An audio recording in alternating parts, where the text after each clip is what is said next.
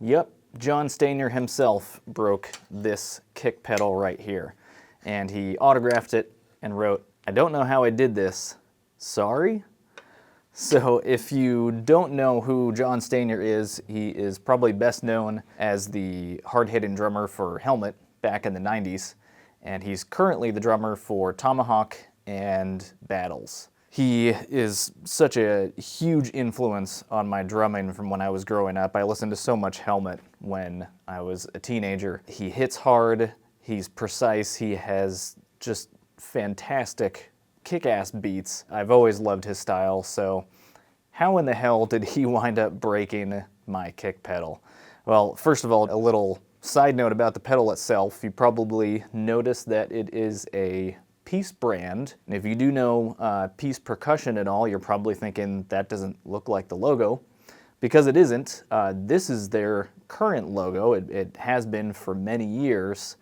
I don't know for sure if this is that same brand, but I would have to assume that it is, because otherwise there are so many similarities in the design comparing this pedal with the other ones that I found online. I looked around everywhere. I could not find any that had this style of logo that looks a lot like the Pearl logo. Maybe that was the problem. Maybe that's why they had to change it. So I don't really know about that. Anyway, this was actually my first double kick pedal. I couldn't really afford most of the pedals that were out there, and I was at the music store and saw this one. That logo tricked my brain at first. I thought it said Pearl and was wondering, why is this one so much cheaper than all the others? And I kept looking at it more closely and realized, oh, it's because it says Peace, not Pearl. But this one was affordable for me, so I decided, all right, I'm gonna go ahead and get it. And since it was cheaper, it didn't last all that long. I wound up breaking the right pedal myself after a couple of years and was like, well, I wasn't doing that much with double bass anyway. I guess I'm just gonna use the left one. That's what this one is.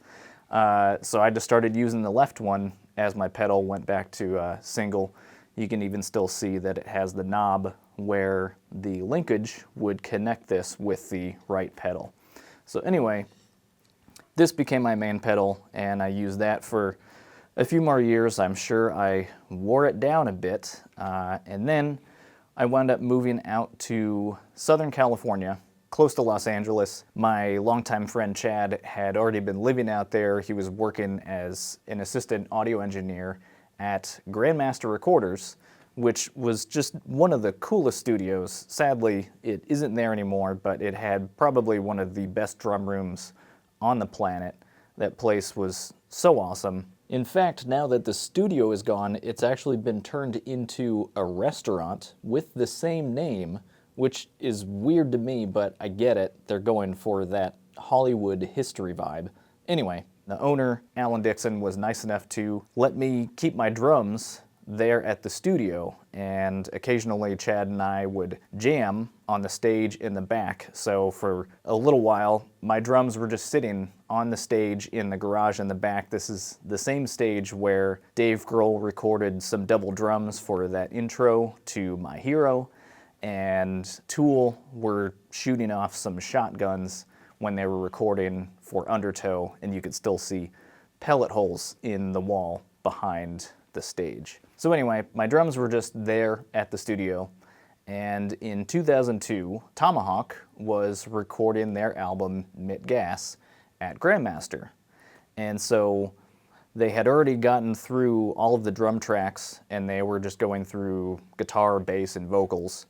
And if you don't know already, most often when a band goes into the studio to record, the drummer is not necessarily bringing their own personal drum kit and gear to do the recording. The producer or the band, whoever, will usually rent gear and drums, usually just a hodgepodge of different things from local rental houses, so that they can get the sound that they're looking for. So you'll have different brands and sizes of things. It'll be kind of a Frankenstein kit for the recording to get the sound that they want. And so since the drums were done, they had already sent back all of the rental gear, and the only thing they had there was a kit that I guess Dale Crover from the Melvins had left there at the studio for John to use if he wanted, but it didn't have any hardware with it, so there was no kick pedal. And so Chad calls me up one night, and he says, well, they want to do some last minute thing, and John needs a kick pedal. Can he borrow yours? Of course, I was like, yes. Why are you even asking me?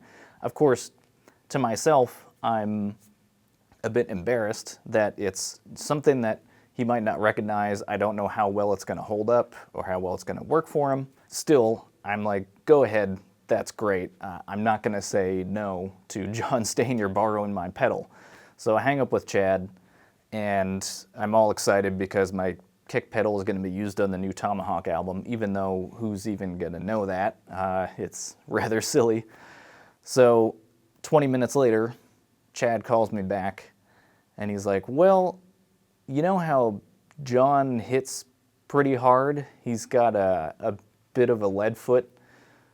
Well, he put the pedal on the kick drum and hit it a few times, and it broke after like 3 hits. Just like, it was done, toast. So all kinds of emotions are going on. I'm, again, really embarrassed that it didn't do anything for him, and you know, kind of bummed that I'm now out a kick pedal. I mean, it kind of felt like, you know, somebody you look up to suddenly picks you out of a crowd and is like, hey, can you come help me with this thing? And you're like, absolutely, and you go running to help them, and you just fall flat in your face immediately. And they're like, cool, thanks, never mind. And that's kind of how it felt to me. But at the same time, Chad's telling me John feels really bad about it. He's offering to help pay for a new pedal, and I got him to sign this one, and that's why it says, I don't know how I did this, sorry. So that's how it happened. In the end, I'm much happier that this is how it went, because if it had worked fine and he'd used it on the record, it would be like, so what? I mean, I could tell people, hey, that's my kick pedal he's using there, but like, who cares? That doesn't really mean anything. This is definitely much more of a story. Anyway, John wound up giving me some money for it. I went and got a brand new Iron Cobra single pedal, which was fantastic. One of my favorite pedals I've ever had. It was so great. I know I still have it around somewhere. It's pretty worn out at this point, but I loved it. It was a great pedal. So that's the story of how John Stanier, one of my favorite drummers, wound up breaking my kick pedal without even really trying all that hard, apparently. But I'm going to keep this thing forever. If I ever wind up getting a glass display case, this is definitely going to go in there. But yeah, I just thought I'd share this. Thanks for watching. I hope this was enjoyable. Everybody likes a good story. I don't know if I'm that great of a storyteller, but there you go. So thanks for watching, guys.